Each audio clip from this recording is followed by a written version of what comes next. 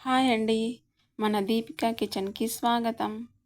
ఈరోజు ఎంతో టేస్టీగా ఉండే ఎగ్ బుర్జీ ఎలా తయారు చేసుకోవాలో చూద్దాం. ముందుగా ఒక పాన్ పెట్టుకొని అందులో కొద్దిగా నూనె పోసుకొని ముందుగా కట్ చేసుకొని పెట్టుకున్న ఉల్లిపాయ ముక్కలను అందులో వేసి బాగా కలపాలి.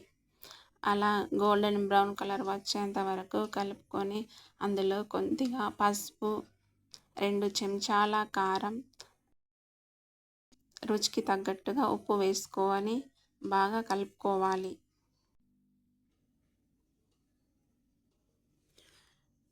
నూనె పైకి తేలేంత వరకు ఉంచి తర్వాత అందులో ఎగ్స్ కొట్టివేయాలి. ఎగ్స్ వేసిన తర్వాత 2 నిమిషాలు అలాగే ఉంచి తర్వాత బాగా కలుపుకోవాలి. ఎంత బాగా కలిపితే అంత బాగా టేస్టీగా వస్తుంది.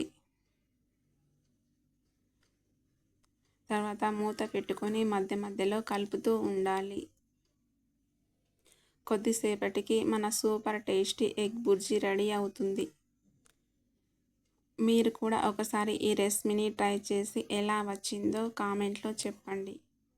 వీడియో నచ్చితే లైక్ చేయండి, షేర్ చేయండి, నా ఛానల్ని సబ్స్క్రైబ్ చేసుకోండి. మీరు కూడా ఒకసారి తప్పక ట్రై చేసి చెప్పండి.